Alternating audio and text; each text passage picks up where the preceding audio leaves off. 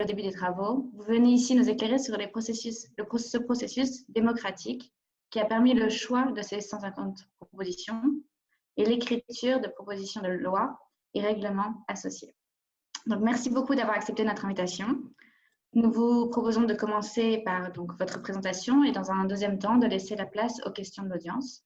Et comme lors des autres conférences, nous invitons tous les auditeurs à poser des questions directement dans le Q&A Zoom. Et on invitera ensuite les étudiants dont les questions auraient recueilli le plus de votes à prendre la parole en allumant leur micro et leur caméra. Merci. Donc, à vous la parole, Mélanie. Bonjour à tous. Donc, Astrid m'a présenté. Je suis Mélanie Cosnier. Je suis originaire de la Sarthe. J'y habite d'ailleurs. Sinon, en fait, je suis originaire des Yvelines. Voilà, j'ai vécu un peu partout en France. Je suis une des 150 citoyennes tirées au sort pour la Convention citoyenne pour le climat qui a commencé il y a maintenant un peu plus d'un an. Et je vais vous présenter cette ovni de la politique qui est la Convention citoyenne. Je vais vous partager mon écran. Alors, donc, on fait comme ça. Voilà.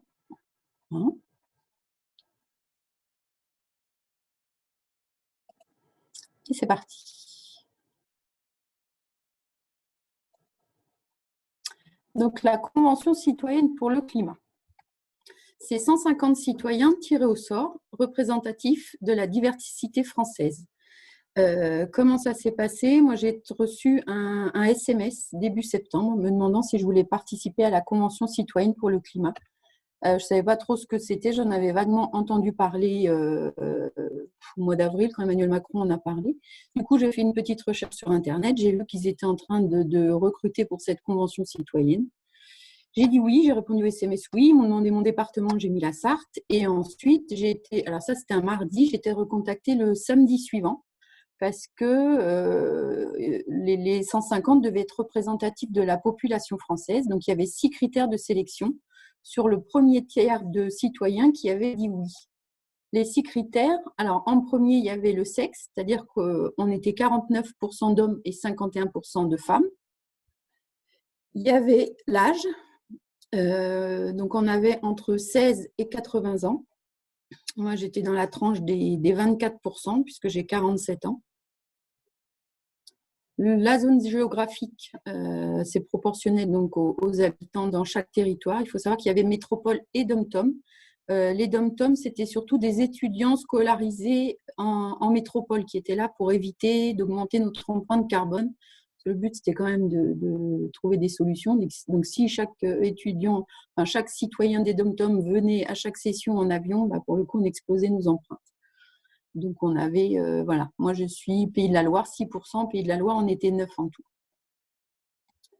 Le type de territoire, donc il y a les urbains, périurbains et les ruraux. Moi, je fais partie des 15% d'habitants de campagne. J'habite dans un petit village de 630 habitants où la mobilité douce n'est pas vraiment présente. C'est-à-dire que si on n'a pas de voiture, on peut difficilement se déplacer. Bien que la grande ville Sablé-sur-Sarthe soit à 5 km, mais on n'a même pas une piste cyclable pour y aller. Dans ce type de territoire, il y avait aussi les 13% de personnes vivant dans des quartiers prioritaires de la ville.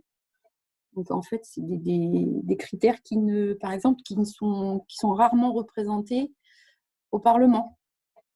Ensuite, il y avait le niveau de diplôme. Donc, les diplômes, il faut savoir, moi j'ai appris ça en France. On a 47% de la population française qui n'a pas le bac. J'étais assez étonnée. Je pensais qu'on était plus à avoir au moins le bac, mais non. Donc, il y a beaucoup de gens qui n'ont pas le bac et tous ces gens-là étaient présents. C'est donc une partie de la population à qui on demande rarement son avis. Ensuite, il y avait la situation socio-professionnelle. En France, pareil, un truc que j'ai trouvé incroyable, on n'a que 1% d'agriculteurs sur le territoire français. C'est quand même un métier qui est hyper important pour nous nourrir, mais en fait, il en existe très peu. Voilà, donc on avait tous ces gens-là. On avait aussi les 27% de retraités, comme vous pouvez voir, les inactifs, les ouvriers, tout le monde était représenté dans cette convention. La question qui nous était posée, c'était comment réduire les émissions de gaz à effet de serre d'au moins 40% d'ici 2030 dans un esprit de justice sociale. En fait, c'était respecter l'accord de Paris Et ces 40%, c'est par rapport à 1990. Donc, en fait, il y a à peu près 20% qui sont faits aujourd'hui, on a réduit de 20% nos émissions de gaz à effet de serre. Il y a encore 20% à réduire en 10 ans. Donc, l'urgence, c'est ça, c'est réduire de 20% les émissions de gaz à effet de serre en 10 ans. Donc, gros projet. On a été divisé en 5 groupes de travail. Donc, ces groupes de travail, on a été tiré au sort, en fait, le premier week-end. Quand on est arrivé, on a tiré au sort notre badge pour écrire notre prénom dessus. Et sur chaque badge, il y avait une couleur. Moi, j'ai tiré la couleur rouge. Et au début, je ne savais pas à quoi ça correspondait. Et j'ai su le dimanche dans la matinée, ils nous ont dit que chaque couleur correspondait à un groupe. Et je me suis retrouvée dans le groupe Se déplacer, les mobilités. On a travaillé, alors au début, on devait travailler sur 6 sessions sur 4 mois. On devait travailler de début octobre jusqu'à fin janvier. Quand on a vu l'ampleur de la tâche, on a demandé une 7e session qui n'a pas été validée de suite. Cette 7e session, elle a dû être validée au mois de janvier, mois de février même. Donc jusqu'à février, on pensait qu'on n'avait que 6 sessions. Et ensuite, on nous a dit, bon, on vous met une 7e session pour travailler. Ça a été décalé à cause des grèves des transports qu'il y a eu au mois de décembre. Donc, une session a été décalée. Et ensuite, on a eu forcément, comme tout le monde, le confinement. Donc, on est resté chez nous au lieu de faire la 7e session, au lieu de la faire au mois d'avril. On l'a eu au mois de juin. Et entre début mars, où on a eu notre session 6, et fin juin, on a quand même travaillé chez nous. On a eu des visioconférences, on nous envoyait des documents pour potasser dessus, on travaillait entre nous sur les réseaux sociaux. On a fait beaucoup de visioconférences sur Zoom d'ailleurs. Je ne fais pas de la pub sur Zoom, mais j'en connais quelques-uns maintenant. Et Zoom, c'est sympa. Voilà, et en tout, on a vu à peu près 140 intervenants. Ces intervenants sont répartis comme tels. Voilà, c'était très varié. C'est ce qu'a voulu le comité de gouvernance qui a organisé la Convention citoyenne pour le climat. Donc, comme vous pouvez le voir, il y avait des journalistes, universitaires, administrations, les entreprises, les ONG, les think tanks, les syndicats, les élus, les institutions, l'exécutif et les collectivités locales. Ils ont essayé de nous faire rencontrer un panel très important pour ne pas que la Convention soit accusée d'avoir été influencée par tel ou tel organisme. Il faut savoir aussi, alors en fait, nous, la Convention était organisée par un comité de gouvernance qui réunissait 15 personnes. Dans ces 15 personnes, on avait quelqu'un, par exemple, qui a été, étiqueté lobby. C'est-à-dire que c'est Catherine Tissot-Coll qui travaille pour Eramet. Eramet, c'est tout ce qui est mine d'or, mine en Guyane, tout ça. Donc, tout de suite, il y a eu, dès le premier week-end, un article d'un reporter qui accusait le comité de gouvernance de vouloir influencer la Convention citoyenne avec des membres d'Eramet.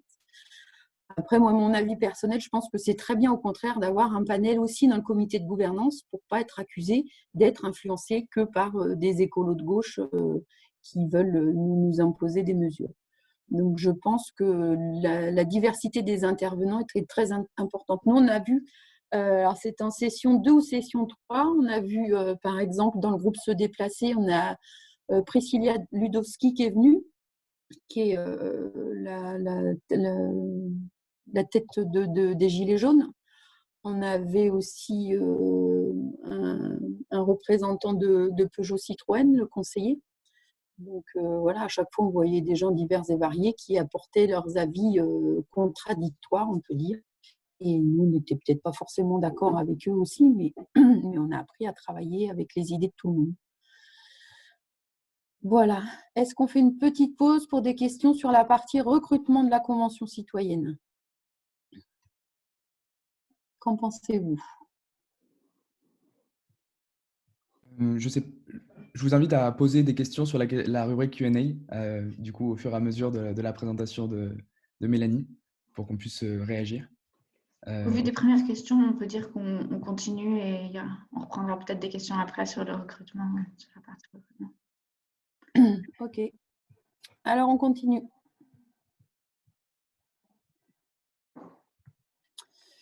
Donc, cette convention a mis à jour 149 mesures, 149 propositions. On a fait un rapport de 500 pages. Alors, sur Internet, il y a que 460 pages. Moi, mon rapport, il est là. Il n'y en a pas beaucoup, hein. Vous ne pouvez pas le toucher, mais donc il est là, le rapport de la Convention citoyenne pour le climat. Chaque membre a un rapport. On en a offert quelques-uns. Moi, j'en ai donné un, par exemple, au président du département de la Sarthe. Si on peut lui donner des idées pour appliquer certaines mesures, voilà, des personnes comme ça, diverses et variées. Donc, si vous voulez lire le rapport, il faut aller sur proposition pour la Convention citoyenne pour le climat.fr. Ensuite, vous avez le site de la Convention citoyenne pour le climat qui est très, très bien fait, où vous avez accès à toutes les séances. On a été filmé quasiment jusqu'à la session 5. On était filmé, c'était retransmis sur YouTube. On peut les revoir et revoir. Voilà, nos débats, nos coups de gueule. Ça fait des beaux souvenirs. Aujourd'hui, on s'est monté en association à la suite. En fait, on avait anticipé, c'est-à-dire que pendant la convention, à partir du mois de mai, on s'est dit ce serait bien qu'on monte une association, au moins pour garder le contact entre nous, parce qu'à la convention, on se connaissait par prénom et par région. On n'a jamais eu le nom des gens. Si on ne demandait pas, on ne connaissait pas le nom des autres, on ne connaissait pas leur origine. Voilà, c'était vraiment anonyme. Et nous, on s'est dit, on ne va pas se lâcher au bout de 9 mois de travail et ne plus avoir de contact. Donc, on a monté cette association pour garder le contact et aussi pour suivre nos mesures, parce qu'on ne voulait pas que nos mesures finissent au fond d'un tiroir comme tout ce qui avait été dit au grand débat. Donc, du coup, voilà, l'association, c'est pour suivre les mesures, les expliquer. On essaye d'intervenir un maximum en fonction des sollicitations. On reçoit à peu près une vingtaine de sollicitations par semaine dans la boîte mail de l'association aujourd'hui. Donc, c'est comme vous, des étudiants. Il y a beaucoup de journalistes, des étudiants qui écrivent des mémoires sur la Convention, des communes qui veulent mettre en place des conventions citoyennes, d'autres associations. Je sais pas, moi, j'ai le Shift avec qui je suis souvent en contact. Voilà, donc on essaye de répondre au maximum parce qu'on trouve que c'est important de partager cette expérience de la Convention citoyenne, mais aussi d'expliquer les mesures et le chemin de ces mesures, pourquoi on est arrivé à ces mesures-là et pas à d'autres. Il y a beaucoup de gens qui pensent que beaucoup de nos mesures sont impactantes.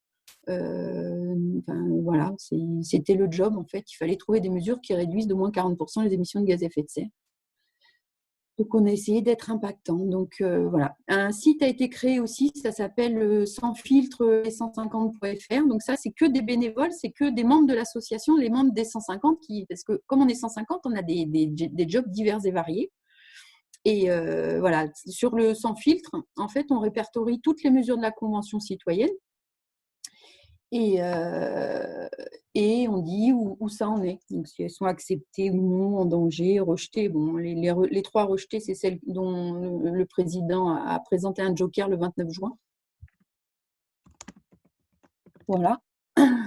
Donc, la réduction de la vitesse à 110 km/h sur autoroute, il l'a rejetée parce que il nous a dit que lui, il s'en est déjà pris plein la tête avec la mesure des 80 km/h. Donc, les 110, il ne voulait pas les garder.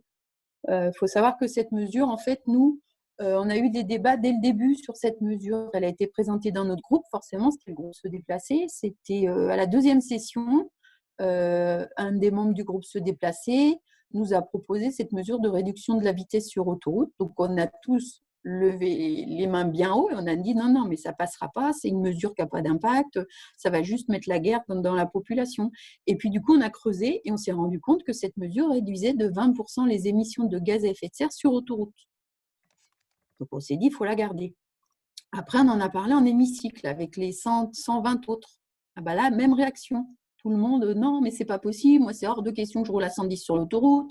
Si je paye, c'est pour rouler vite. Enfin bref, voilà, tout ce qu'on entend. Et ensuite, quand c'est sorti dans les journaux le 19 juin, là, juste avant la dernière session, bah pareil, dans la population, ça a été levé de boucliers dans tous les sens, comme quoi c'est liberticide, pourquoi on n'aurait pas le droit de rouler vite. Enfin voilà. Et alors, donc, du coup, moi, ce qui me rassure, je me dis que il y a eu les mêmes réactions à chaque fois et la même évolution. Les gens, dès le début, ils lèvent les boucliers parce qu'ils ne comprennent pas. Et une fois qu'on explique aux gens pourquoi cette mesure est impactante? Eh bien, il y a une grande majorité du coup qui se rend compte qu'effectivement, il faudrait l'appliquer. Ma première conclusion, c'est que si on informe la population, si les gens sont bien informés, eh ben, ils prennent les bonnes décisions. C'est un peu ce qui s'est passé, nous aussi, au niveau de la Convention citoyenne. C'est que, au niveau de la Convention, on a eu les informations dès le début et on a pris des décisions après avoir travaillé à 150. Forcément, on a bossé tous ensemble.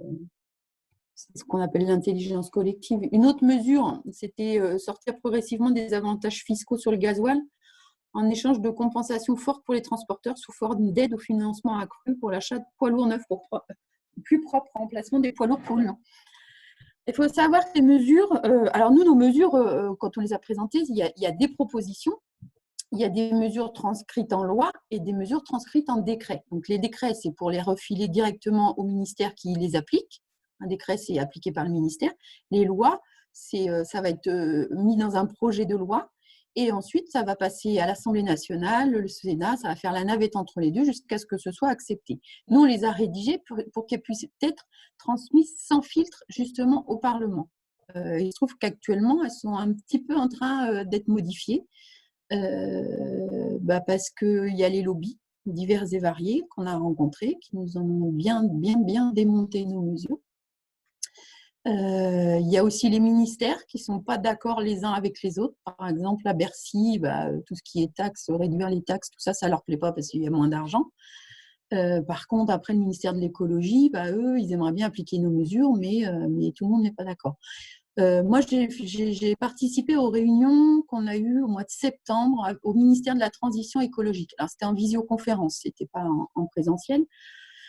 Étaient invités les lobbies divers et variés, les associations ONG de défense du climat et puis les membres de la Convention citoyenne. Donc, en général, on était 5 membres de la Convention citoyenne. La réunion au ministère de la Transition sur l'automobile, il y avait quelques ONG et il y avait en face, je crois qu'ils étaient 70 lobbies qui étaient contre nos mesures. Donc ça, c'était le vendredi après-midi. Le samedi, les ONG avaient décidé de boycotter ces réunions parce qu'ils trouvaient qu'ils n'étaient pas prévenus assez tôt, qu'il y avait trop de lobbies en face, que c'était déséquilibré. Donc du coup, là, on s'est retrouvés à 3 citoyens en face de 70 lobbies des transports routiers qui sont quand même beaucoup contre nos mesures. Et le pire, ça a été le mercredi suivant. Là, on a fait une rencontre au ministère de la Transition en visioconférence. Là, on était 3 citoyens contre 75 lobbies de l'aérien. Et alors là, on a eu le droit à tout, comme quoi tu réduisais les vols intérieurs quand il existe une alternative de moins de 4 heures. On allait empêcher les grands-parents de voir leurs petits-enfants. Ils ont comparé nos mesures à des lois contre la prostitution. Enfin, c'était assez violent. Ça a duré 3h30. Et du coup, on s'est rendu compte qu'en fait, le souci de toutes ces mesures et de ce que beaucoup d'ONG et d'associations écolo essayent de faire passer depuis longtemps, c'est qu'en face, il y a des lobbies très, très forts qui ne veulent pas changer. Et voilà, ça, on l'a vu donc, sur le transport de marchandises, l'aérien, l'automobile, mais ça a été aussi le cas sur la publicité, par exemple, sur les émissions de gaz à effet de serre et aussi supprimer les panneaux publicitaires numériques, tout ça. Pareil, il y a un gros lobby là-dessus qui fait que c'est très compliqué de faire passer les mesures. L'autre, c'était les mesures coercitives pour stopper l'aménagement des zones commerciales. Alors, ils nous ont dit qui est-ce qui a dit ça? Je ne sais plus. Il y a un ministre qui nous a dit que c'était bon. Mais non. En fait, ils sont en train de modifier cette mesure aussi. Donc, nos propositions vont être prises. Certaines ont été reprises, mais elles sont modifiées. Et le souci aujourd'hui, c'est qu'Emmanuel Macron nous a dit qu'il se transmettrait sans filtre nos mesures, mais elles sont un petit peu édulcorées. Voilà, la fin du diaporama. Je vais vous sortir de ça. Ensuite, ce qu'on peut aborder, on avait dit, voilà, Donc moi, ce que je pense, donc actuellement, on a toujours des rencontres au niveau, alors on voit, donc aujourd'hui, je vous ai vu, la semaine dernière, je ne sais plus, moi je suis à peu près à 35 rencontres diverses et variées depuis le mois de juin. Je pense personnellement que partager avec les ministères et le Parlement, c'est important d'expliquer à tous ces gens-là quel est le chemin de nos mesures, pourquoi on est arrivé là, expliquer, parce que des fois, j'ai l'impression qu'ils sont complètement idiots, ils ne veulent pas comprendre nos mesures. Par exemple, dans les médias, ils relaient beaucoup le fait qu'on veut interdire la publicité. On ne veut pas interdire la publicité, on veut réguler. C'est quand même pas le même mot. Réguler et interdire, ça ne veut pas dire la même chose. Pareil, là, il y a une mesure qui est sortie. Là, nous, on a une mesure qui demande à taxer au poids les véhicules. Donc, la mesure de la Convention citoyenne, c'est de taxer à partir d'une tonne 4. Et ben, ils n'en ont pas voulu. Ça, c'est le lobby automobile qui n'en veut pas parce qu'en fait, actuellement, les voitures d'une tonne 4, il y en a beaucoup qui sont fabriquées en France. Et du coup, ils ont monté ce poids à 1,8 tonne, ce qui fait qu'aujourd'hui, avec cette mesure qui taxe les voitures de plus d'1,8 tonne, il n'y a que 2% des voitures vendues en France qui vont être taxées. Donc, cette mesure n'a plus aucun intérêt. Et en contrepartie de l'augmentation de l'application de la taxe au poids sur les véhicules, ils ont diminué le bonus-malus sur les émissions de gaz à effet de serre. Nous, on avait demandé de taxer les émissions de CO2 à partir de 110 grammes. Et eux, ils ont remonté le plafond parce qu'ils se sont dit déjà qu'on taxe les grosses voitures, mais en plus, on va taxe au poids, on va leur ajouter une taxe au CO2. Mais nous, le job, c'était des mesures impactantes pour réduire les émissions. Et on s'est rendu compte qu'aujourd'hui, c'est que des mesurettes qui sont mises en place qui ne permettront pas de réduire les émissions de gaz à effet de serre de 20% en 10 ans. Parce que c'est ça ce qu'il faut, c'est réduire de 20% en 10 ans. Pareil pour les rencontres avec le ministère de la Transition et l'aérien. Pareil, l'aérien, donc on a vu tous les lobbies aériens. Et puis l'autre coup, on est allé chez Safran.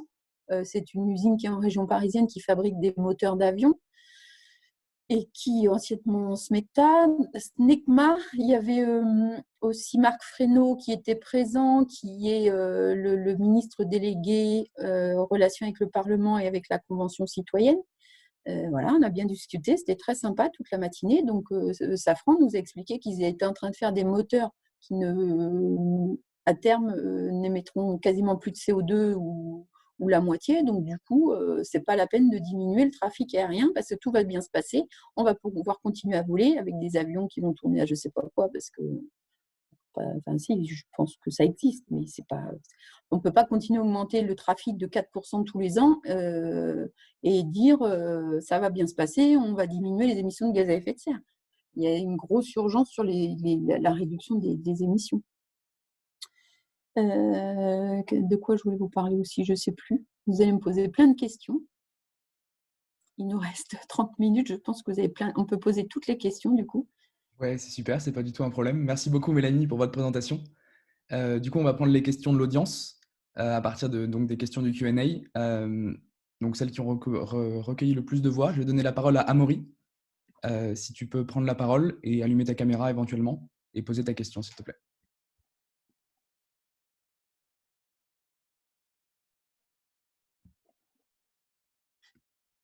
Amaury, j'active ma caméra même.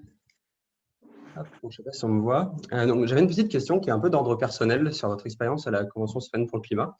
Est-ce qu'elle a modifié vos opinions politiques ou votre vision de la politique, à vous ou celle de vos collègues?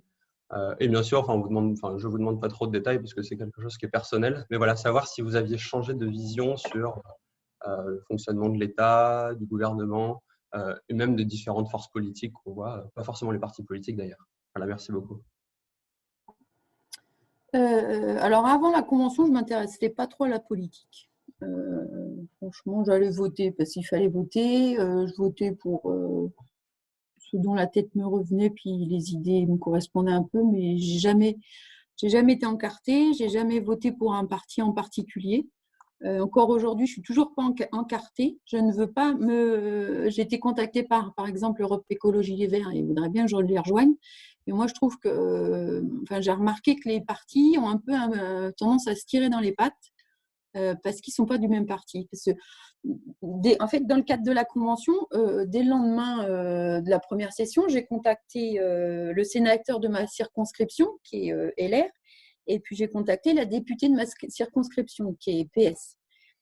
Et alors, à discuter avec eux, ils ont tous les mêmes idées. Hein. Ils savent ce qu'il faut faire pour diminuer les émissions. Ils ont plein de bonnes idées. Mais bon, apparemment, comme ils ne sont pas du même parti, ils ne votent pas pareil. Alors moi, je trouve ça incroyable.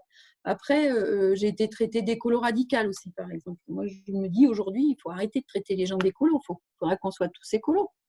Si on part sur ce principe, il faut qu'on réduise tous nos émissions de gaz à effet de serre. Après, mon avis sur la politique, sur les partis, tous ces trucs-là, je me rends compte qu'en fait, c'est un gros bazar. Ils ne sont pas tous d'accord. Il y a un Premier ministre qui est chargé de coordonner tout ça, mais d'un ministère à l'autre, ils n'ont pas les mêmes intérêts, les mêmes idées, ils ne sont pas influencés par les mêmes lobbies. Et c'est ce qui fait que c'est très, très compliqué d'appliquer des lois et de transmettre, pour le coup sans filtre, mais aussi de faire adopter des lois à l'Assemblée et des décrets au ministère. Je me rends compte que c'est une usine à gaz et que, je ne sais pas, c'est très, très bizarre. Nous, on s'en rend compte, on voit que c'est compliqué de faire passer des lois.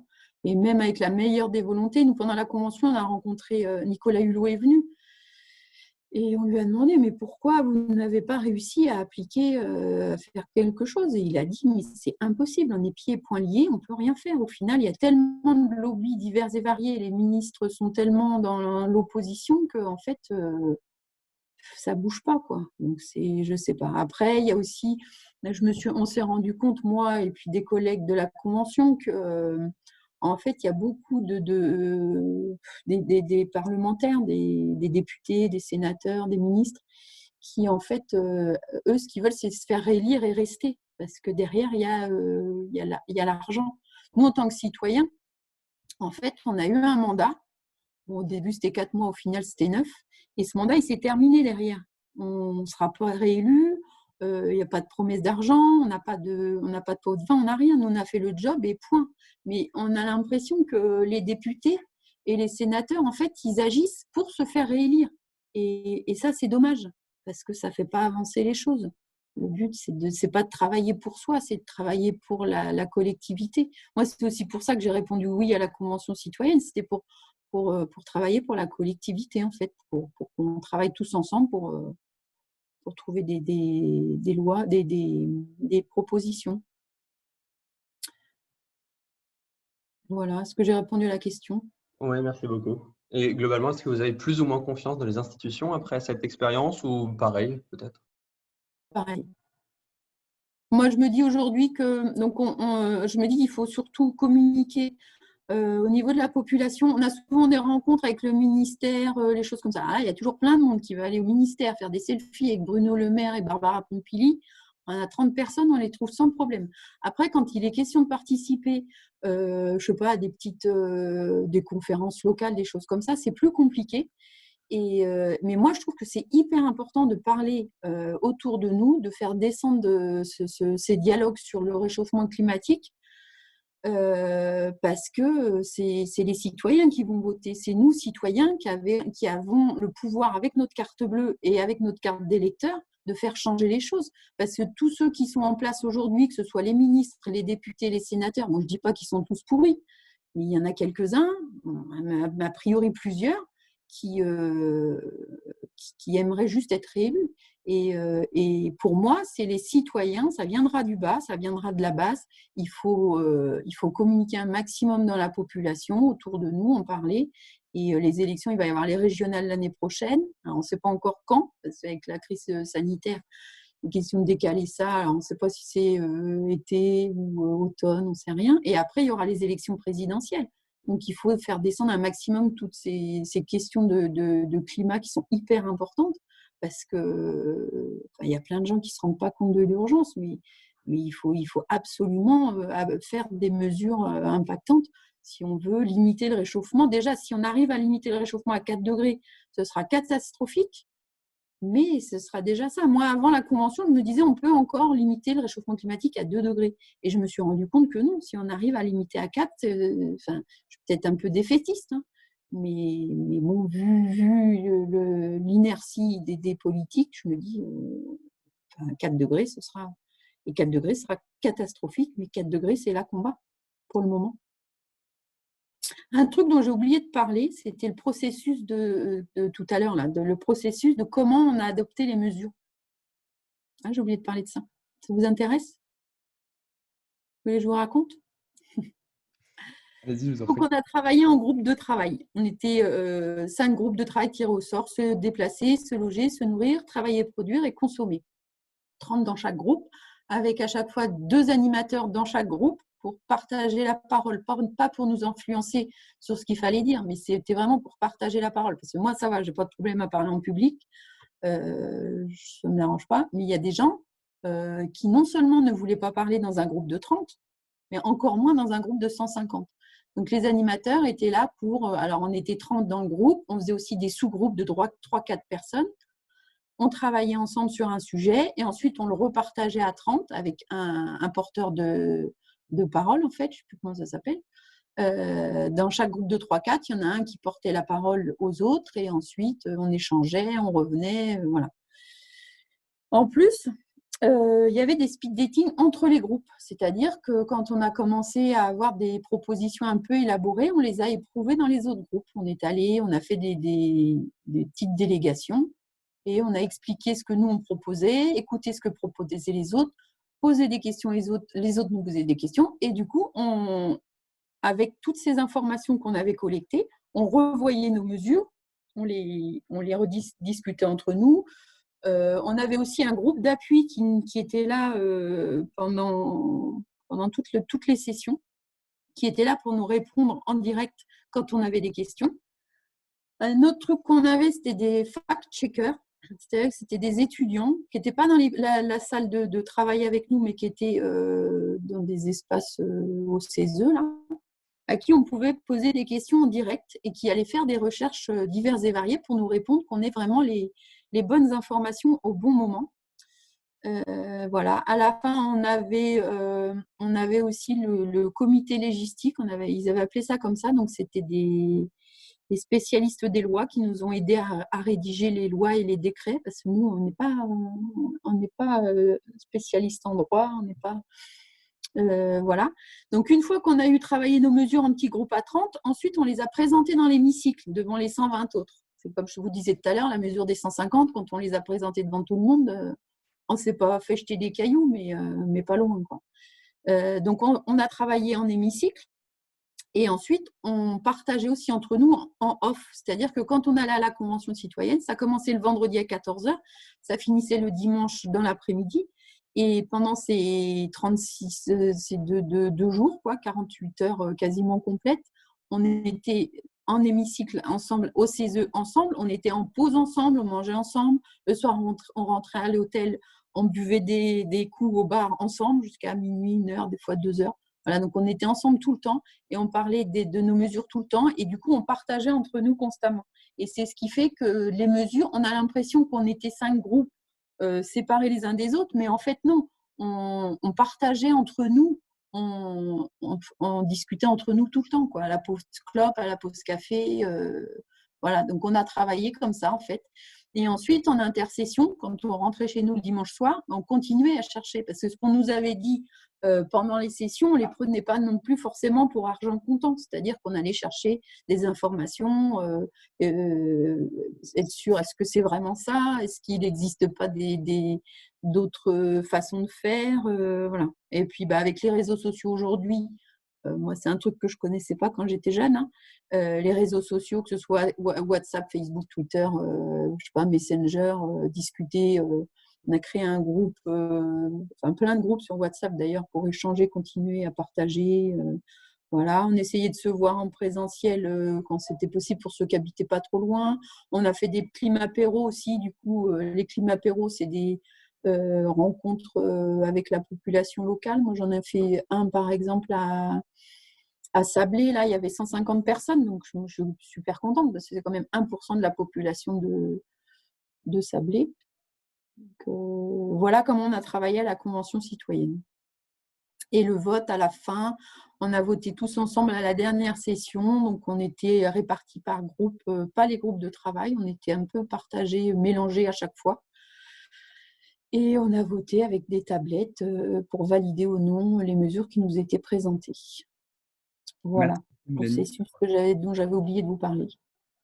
Merci pour ces précisions. On a beaucoup de questions dans la rubrique questions-réponses, donc on va passer à la prochaine. Victor, du coup, tu peux poser ta question, je te donne la parole. Vas-y. Normalement, tu peux parler. Voilà. Vous m'entendez? Oui, c'est bon. Donc moi, je me demandais, et vous en avez un petit peu parlé tout à l'heure, que vous avez dit que la population devait se rendre compte des enjeux climatiques. Et justement, je voulais vous poser la question, comment est-ce que la population peut s'en rendre compte de manière générale? Est-ce que vous avez réfléchi à cette question-là? Comment la population peut avoir cette formation que vous avez eue?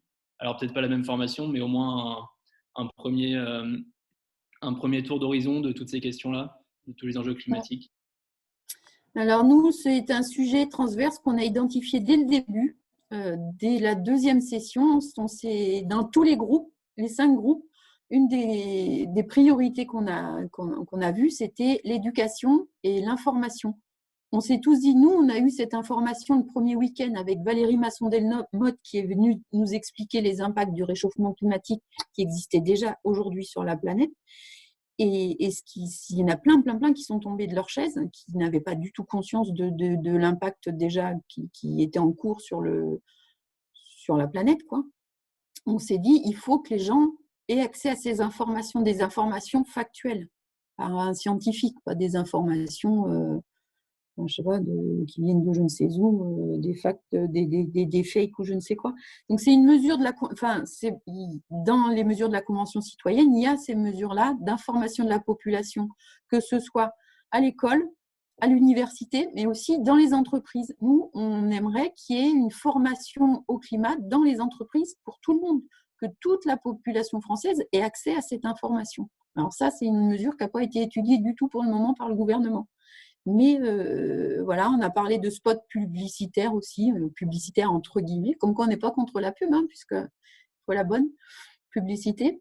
Donc faire des petits spots comme on a actuellement sur le coronavirus, et ben, en faire sur le réchauffement climatique. On passe ça sur TF1, sur France 2. Voilà, il faut communiquer. Il faut savoir aussi que, par exemple, on s'est rendu compte pendant la convention, nous, on a communiqué dans les médias, donc les journaux qui voulaient bien nous écouter, les chaînes de télé aussi qui voulaient pas bien nous écouter. Mais bon, par exemple, TF1, France 2, ils n'ont quasiment jamais parlé de la Convention citoyenne et du réchauffement climatique tel que nous, on le présentait.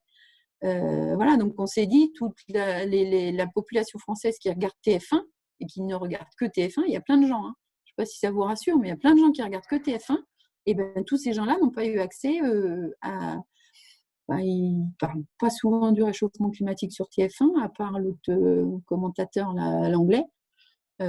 Sinon, il n'y a rien. Donc nous, c'est une mesure qu'on a identifiée dès le début, la communication, l'éducation, l'information sur le réchauffement climatique. Et en parler autour de nous tout le temps, dès qu'on peut, et puis faire voilà, des petites conférences. Bon, après, il faut que les gens soient réceptifs. Par exemple, moi, un exemple, je suis élue sur ma commune là, depuis le mois de mai, ce n'était pas prévu. C'est la tête de liste qui s'est désistée au dernier moment. J'ai pris sa place, machin. Bref, alors moi, par exemple, sur la Sarthe, j'ai jamais eu aucune demande d'intervention pour parler de la Convention citoyenne pour le climat et du réchauffement climatique. Pourtant, ils m'ont un peu sous la main pour en parler. Mais ça ne les intéresse pas. Après, Angers, à côté, j'ai déjà fait 3-4 interventions à Angers sur le réchauffement climatique, sur la Convention citoyenne, tout ça. Donc après, c'est un travail de longue haleine, c'est un travail de fourmi. Il faut en parler un petit peu autour de nous, autour de vous, et puis lancer le sujet. Il y a des gens qui ne sont pas du tout d'accord. Moi-même, dans mon cercle familial, il y a des gens qui sont climato-sceptiques, voilà. Donc, quand on commence à parler, ça part en vrille parce qu'ils ne veulent pas écouter, ils sont dans le déni. Je ne sais pas s'ils ont peur, ils sont dans le déni, je ne sais pas. Mais moi, je pense qu'il faut en parler un petit peu régulièrement. Et puis, mais c'est pas facile. Mais moi, personnellement, il y a des gens qui ne sont pas réceptifs du tout. Voilà. Mais on a identifié cette mesure au niveau de la Convention citoyenne. Ok, merci beaucoup et bravo. Merci. Pour la question suivante, Amaury, tu peux reprendre la parole. Je t'en prie. Oui, merci beaucoup. Alors, c'est bien parce que le propos que vous venez d'avoir, ça fait une bonne transition. J'ai une question. Est-ce que vous comprenez, sans pour autant les cautionner, les gens qui dénoncent la Convention citoyenne, qui lui reprochent d'être une mise en scène du gouvernement pour mieux faire passer la pilule des mesures éco-liberticides, blablabla. Est-ce que vous, vos collègues, vous pensez que vous auriez pu être dans la même situation si vous n'aviez pas suivi toutes ces conférences, de tous ces intervenants, de tous ces experts? Voilà. Donc, est-ce que c'est quelque chose que vous comprenez, qu'il y ait des gens qui disent tout ça, c'est une mise en scène, c'est du théâtre? Même si j'imagine que ça vous impacte parce que vous vous êtes investi assez fortement dans la Convention, est-ce que vous comprenez ces gens qui disent tout ça, c'est du faux, c'est du maquillé? Oui, oui, oui, bah oui, je comprends. Nous, d'ailleurs, dès le début, au début de la Convention, on était sceptiques. On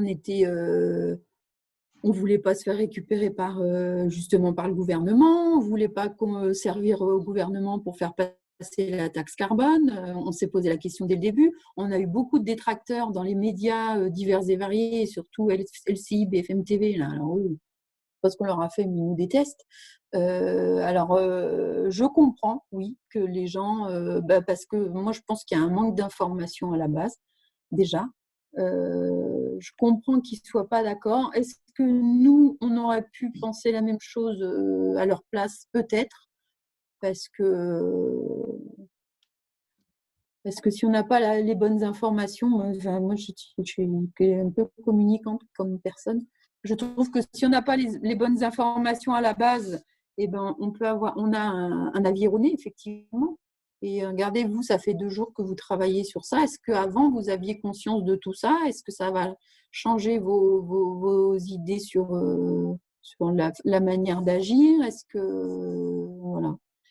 Moi, je pense que les gens, ils sont contre nous parce qu'ils n'ont pas tous les éléments. Ils n'écoutent pas forcément les bonnes personnes. Et ils ne nous connaissent pas aussi. Parce que j'ai remarqué que souvent, tiens, un exemple flagrant, c'est sur Twitter. Comment il s'appelle l'autre, le vendeur de brosses à dents électriques là Mac Lesguy. Il n'arrêtait pas de nous démonter les 150 sur Twitter, là, comme quoi on était une bande d'incapables, illettrés, enfin bon, bref. Et du coup, il y a une délégation des 150 qui l'a rencontré, en visio, mais qui l'a rencontré. Et il a changé d'avis sur nous. Il n'est plus aussi vindicatif que ce qu'il était avant. On est des gens comme les autres. Et si chacun avait eu… Nous, on a eu la chance de participer à la Convention citoyenne pour le climat. En fait, on a eu 9 mois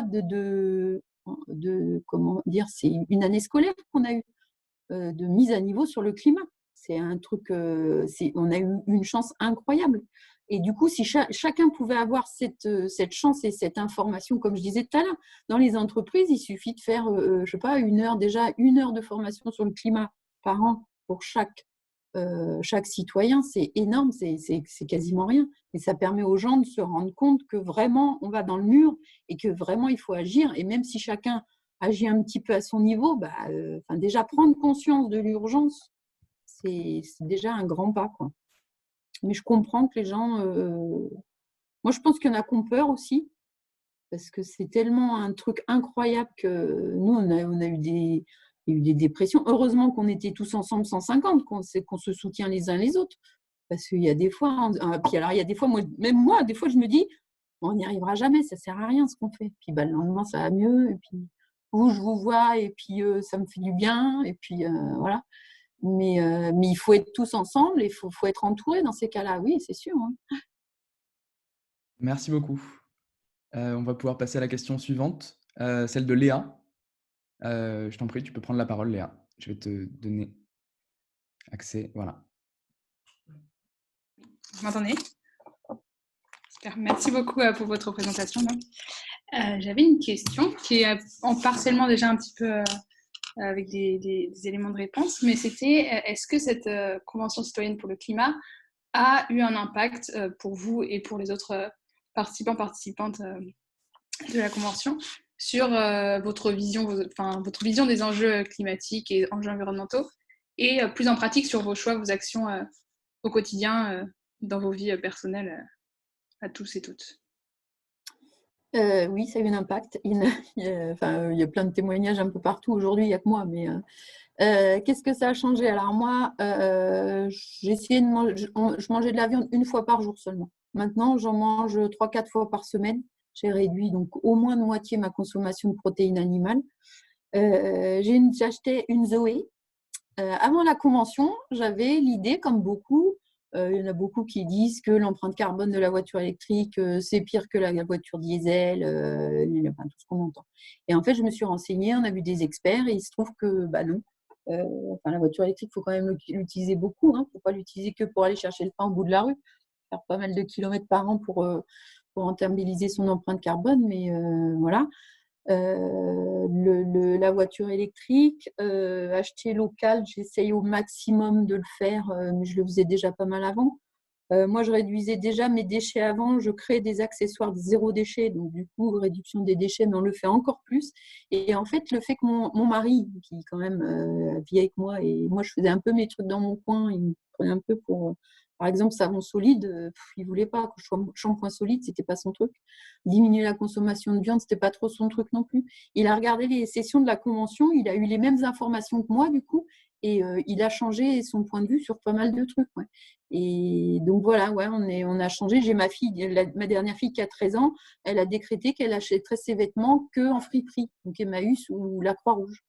Donc, on a tous changé nos façons de vivre, ouais. Même les collègues de la Convention, il y en a beaucoup qui ont fait leur empreinte carbone, qui se sont rendus compte de l'impact de leur mode de vie et bien qu'ils pensaient être… Par exemple, William, il n'a pas de voiture. William qui habite à Nantes, là, qui est architecte, il n'a pas de voiture, donc il se disait, moi, c'est bon, je ne pollue pas. Et en fait, il a fait dans son empreinte carbone.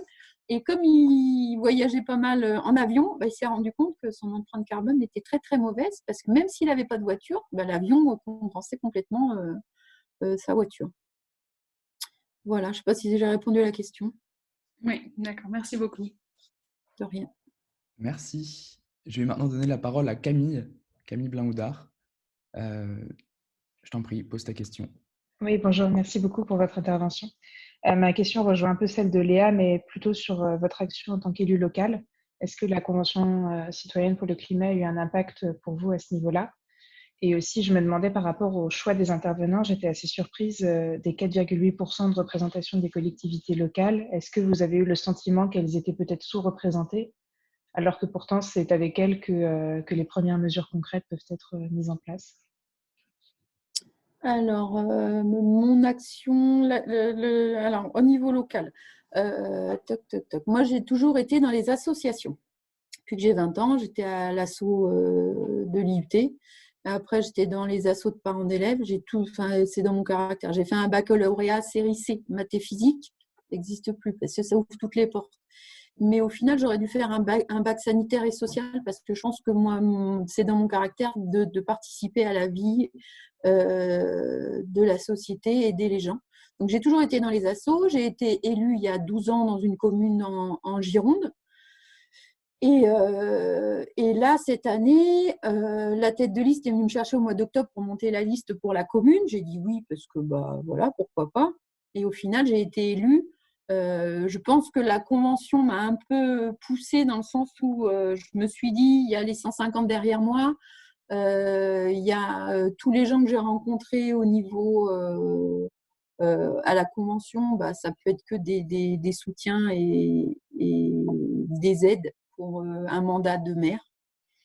Voilà, il se trouve que maire, c'est une très grosse charge mentale, c'est énorme. Bref, c'est pas le sujet. Voilà, donc la convention, non, il paraît non, je crois pas. Je crois que si j'avais pas fait la convention citoyenne, je me serais peut-être quand même proposée pour remplacer la tête de liste qui s'est désistée au dernier moment. Et puis la suite de la question, je m'en souviens plus. Ah oui, la représentativité des élus. Alors en fait, on a vu le président de l'association des maires de France. On a vu voilà, on n'a pas vu tout. Il y a 35 000 maires en France. On n'a pas vu tout le monde. On n'a pas vu tous les… Parce qu'on n'avait pas le temps aussi. Les sessions de la Convention citoyenne, ça a commencé donc le vendredi à 14h. Donc le vendredi, en général, c'était 14h, 20h. Sauf quand Emmanuel Macron est venu, il est parti à 22h. Donc ceux qui s'étaient levés le matin à 4h pour prendre le train, l'avion, pour venir, c'était une très grosse journée. Mais en général, la convention, c'était ça. On finissait le vendredi, on finissait le travail à 20h. Après, on allait manger, tout ça. Le samedi, c'était 9h, 20h. Il y a même eu des sessions nocturnes jusqu'à 23h pour boucler nos propositions. Et du coup, on a vu plein de gens. En fait, on n'a pas eu assez de temps. Moi, j'aurais aimé qu'on voit plus d'intervenants. Mais le souci, c'est que le temps était limité. Nous, on n'a pas un mandat de 6 ans comme les députés ou les sénateurs. Ou 5 ans comme le président. On avait un mandat de 7 sessions. Et après, c'était fini. Mais non, je pense qu'ils ont essayé de nous faire rencontrer un maximum de gens. Et je n'ai pas eu l'impression qu'il y en a beaucoup qui étaient frustrés, en fait. Et beaucoup d'intervenants. Les intervenants sont tous plus ou moins intervenus. On a vu un peu tout le monde. Ouais. Merci. Voilà. Merci de votre réponse. Je vais maintenant donner la parole à Oriane. Oriane, tu peux poser ta question. Oui, bonjour madame. Donc déjà, je voulais vous remercier pour votre présentation qui était vraiment passionnante. Et ensuite, je vous pose une question. Quels sont aujourd'hui les moyens de pression dont dispose justement l'association des 150 ? Est-ce que du coup, ça va juste se cantonner entre guillemets à un rôle de lobby comme les autres ONG ? Ou est-ce que certains citoyens vont essayer de s'engager dans les institutions politiques ? Voilà, merci. Alors, on a un rôle de lobby, effectivement. Aujourd'hui, on est devenu un lobby. 150 citoyens. Enfin, on est 130 dans l'asso exactement. Il y en a une vingtaine qui n'ont pas voulu adhérer. Après, on est une soixantaine à être très actifs dans le sens où on a du temps pour le faire. Parce qu'aujourd'hui, on n'a plus de statut de citoyen de la Convention citoyenne. C'est en cours. Hein. On a demandé un nouveau statut parce que, par exemple, les gens qui travaillent, faut qu'ils demandent leur journée pour faire une rencontre avec le ministère ou avec les députés. Et c'est compliqué. Cette journée, elle est perdue. On n'est pas payé en échange. Donc moi, j'ai la chance d'être élue et de gérer mon temps comme je veux. Il y a plein de gens qui n'ont pas la possibilité de le faire. Parce qu'il faut qu'ils mangent, il faut qu'ils travaillent, il leur faut un métier. Voilà. Et alors, investissement, ouais. Alors moi, j'ai signé l'appel pour l'appel pour un pays de la Loire solidaire, démocratique et citoyen. C'est une liste qui est portée pour le moment par Mathieu Orphelin en Pays de la Loire pour les régionales. Voilà, parce que je me dis qu'au niveau du gouvernement, ils ont un peu de mal à appliquer les mesures, à transmettre sans filtre les mesures de la Convention. Donc peut-être que certaines propositions de la Convention pourraient être appliquées à l'échelle régionale. On sait bien que la région n'a pas toutes les compétences, mais sur les compétences de la région, ça pourrait être une façon d'appliquer les mesures de la Convention citoyenne. Donc, on verra comment ça évolue. Je pense que il y a une dizaine d'autres citoyens qui ont été approchés aussi pour les régionales, mais pour l'instant, il n'y a que moi qui ai annoncé ma signature de l'appel. Voilà. Et après, les actions, c'est communiquer. Voilà. Merci beaucoup. Il nous reste un petit peu de temps, donc juste pour une dernière question, celle d'Hugo. Tu veux bien poser ta question? Oui, vous m'entendez? Oui. Merci beaucoup pour votre engagement et pour votre combat que je soutiens à fond et bonne chance pour vos rencontres avec les lobbies et le gouvernement. En lien avec ça, je voulais vous demander s'il y avait des lobbies qui pouvaient être des alliés pour vous, qui pouvaient aller dans votre sens, notamment peut-être le ferroviaire, l'électricité ou le bâtiment qui pourraient être gagnants aussi dans cette transition. Ah, il doit y en avoir, oui. On a le réseau Action Climat qui nous soutient. Donc c'est une association de plusieurs associations et ONG qui nous aident. On a des think tanks. On a le Shift Project, par exemple. Moi, je suis entrée en contact avec eux. Alors, on a vu Jean-Marc Jancovici, il a dû venir au mois de novembre, je crois, à la convention. Et puis après, j'ai participé à des tables rondes au Shift Project et eux, ils nous soutiennent. On a pas mal on a un Citoyen pour le climat qui nous soutient, donc tous les shifters. J'ai pas tout le monde en tête, mais il y a plein. Extinction Rebellion, Alternatiba, c'est un peu très très à gauche tous ces trucs-là, mais il y en a plein d'associations qui nous soutiennent et qui veulent participer. Et alors donc là, moi j'ai été élue samedi, on a changé de bureau au niveau de l'association des 150. On veut faire tourner le bureau parce qu'on est 150, on aimerait que tout le monde prenne un peu la présidence, gère le bureau, tout ça. Et du coup, l'ancien bureau avait démissionné il y a 15 jours et samedi, un nouveau bureau a été élu. J'ai été élue coprésidente de l'association.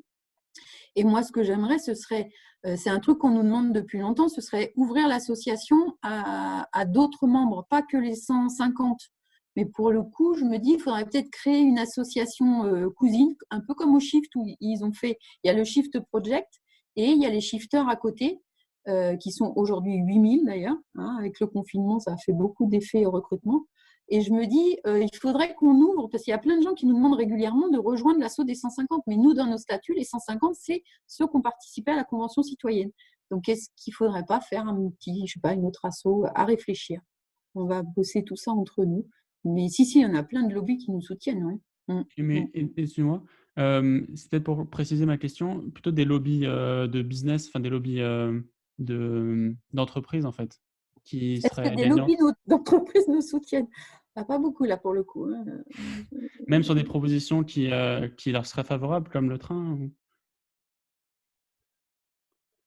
En fait, je pense qu'ils n'ont pas encore trop communiqué là-dessus. On n'a pas eu de rencontre sur le train. De toute façon, le train, c'est la SNCF. Si, ils soutiennent nos mesures, mais ils ont pas. C'est pas ça qui va les faire passer au final. Là, sur le train, les mesures sur le train, c'est surtout Bruno Le Maire qui a la main parce que c'est des mesures. Nous, sur le train, on demande de faire plus de. Si, ils nous soutiennent un peu là-dessus, mais non, dans les entreprises, il n'y a pas grand monde. Hein. Ou alors, ils nous disent qu'ils font tout bien et que ça va bien se passer. Ouais, dans les entreprises, ils ne sont pas très moteurs. Hein. Si, j'ai eu, la semaine dernière, j'ai participé à la convention Lucie de l'agence Lucie. C'est une agence, je ne sais pas si vous connaissez. Est-ce que quelqu'un connaît l'agence Lucie? Donc, c'est une agence qui réunit plusieurs entreprises pour appliquer la responsabilité sociétale des entreprises. Donc, ce qu'ils veulent, c'est faire des entreprises résilientes qui appliquent des mesures pour réduire les émissions de gaz à effet de serre. Voilà. Donc, il y a des entreprises qui aimeraient appliquer les mesures, mais moi, je me dis que le souci, c'est qu'aujourd'hui, dans les entreprises, on veut faire un maximum de bénéfices. Et ça, ce n'est pas compatible avec la réduction des émissions de gaz à effet de serre. Je sais qu'hier, vous avez vu les limites planétaires, tout ce qui est utilisation des ressources, tout ça, on se rend bien compte. Alors, c'est compliqué parce qu'on est tellement habitué à bosser. Enfin, on a un système qui dit que pour gagner de l'argent, pour bien vivre, il faut consommer un maximum. Le souci, c'est ça. Il faut que tous, hein, moi la première aussi, hein, j'ai été élevée, il faut consommer, il faut acheter. Là, il y a Noël qui arrive, là. Acheter plein de trucs pour Noël, consommer un maximum, c'est plus vivable ça en fait. Il faut revoir tout notre système, mais c'est hyper compliqué de faire changer. Combien il y en a? 7 milliards d'habitants, on est. Voilà, on martèle depuis des années qu'il faut consommer pour faire vivre et pour avoir un travail, et c'est compliqué.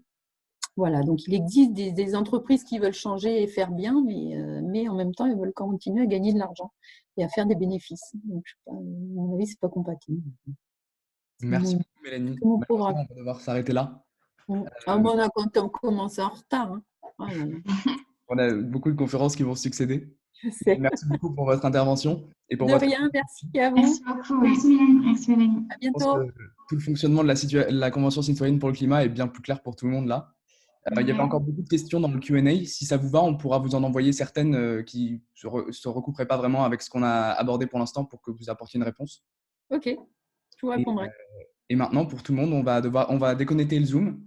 Maxime, du coup, on va pouvoir se reconnecter juste ensuite. Et on vous retrouve à 15h15 pour accueillir notre prochain conférencier, donc Maxime de Rostelan. À tout de suite. Merci beaucoup. Merci. Merci beaucoup. À tout de suite. Au revoir. Au revoir, merci.